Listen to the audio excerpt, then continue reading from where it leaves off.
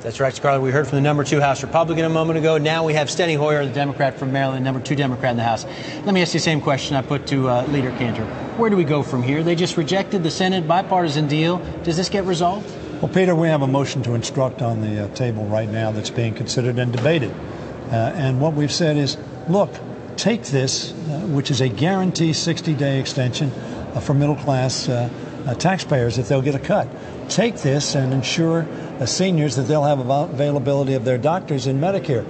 Take this and give confidence to people that are on unemployment that it will continue after January 1.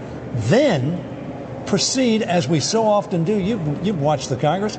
We can't reach an agreement. We have a short-term extension. That's what this is. And then we continue to sit down looking for that one-year extension that we all believe is necessary. Although I will tell you this, Speaker Boehner 6 months ago said that a one-year extension was just a short-term gimmick. Now, he agreed with the Senate's resolution of this issue until he disagreed with the Senate's resolution. He was in contact with John McCain, and what they did was, after the House bill went over there and they wouldn't allow it to go on the floor, they came to an agreement. 89 of them.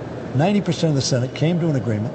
83% of the Republican members, all their leadership, 90% of the Democrats, all their leadership said, look, here is a way forward to guarantee in the short term that the tax cut will not disappear, that Medicare reimbursement will be appropriate, and that unemployment insurance will not be withdrawn for those who need it so much. But you all must be feeling some pressure at this point, given what just happened on the House floor, for the Senate Democrats to at least come back and have this negotiation. Can you guarantee us that Harry Reid and his colleagues aren't going to come back to have this negotiation? Look, I understand that Mr. Boehner has written a letter to the President urging him to urge Harry to come back. Very frankly, Senator Reid worked with Speaker Boehner. Speaker Boehner said, look, you guys work it out. I'm okay. He was okay. He came back to his caucus, and the Tea Party faction in his caucus said, oh, no, we don't want to agree with the Senate. Notwithstanding the fact the overwhelming majority of Republican senators agreed with this outcome. So I'm sure that the issue is going to be, okay, Mr. Boehner, what can you agree to? They sent a bill, the bill they're now talking about going to conference with, that was designed to fail. They knew that it could not pass the Senate. Proof of that is it wasn't brought up on the floor of the Senate because of a Republican objection. And guess what? The Senate compromise, they wouldn't bring up on our floor today. Why? They're afraid it would pass. They're afraid that they would lose a number of their members because it is a reasonable way forward and provides certainty, a guarantee that those items that we all say are important will in fact continue to be in place. Do you think there's still a possibility that you all can agree on a 12-month extension, whether it happens right away or even in January, that's paid for, both sides can agree to? I certainly hope so. We're for that. And this gives us some time to do exactly that. But as you know, Senator McCain and Senator Reid and others negotiated for some weeks to try to get to that end. They weren't successful. So what they did is the reasonable thing to do. Say, look, we don't want the middle-class tax cut to go away for 160 million people.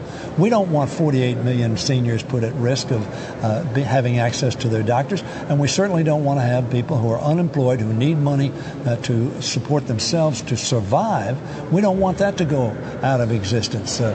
So for all those reasons, what we're going to do is a short-term extension while we do exactly what Speaker Boehner has asked you to do, and that is talk about, can we reach a compromise? Again, I reiterate, Senator Reid thought, based upon Speaker Boehner's representation, that if they reached a deal, he was okay with it. On Saturday, he said he was okay with it until he talked to his conference. And his conference, unfortunately, in my opinion, continuing what I call the gridlock creators. We talk about job creators. The gridlock creators are saying, oh, no, we're not going to take an agreement supported by 90% of the Senate, which will guarantee, which will create certainty, not for the long term. We want the long term, but will create the certainty that we're all talking about. All right. He's the number 2 Democrat in the House. Steny Hoyer, appreciate the time as always. Scarlett, not a clear resolution, at least at this moment, here on Capitol Hill. All right. Thank you so much, Peter Cook on Capitol Hill. We'll be back with much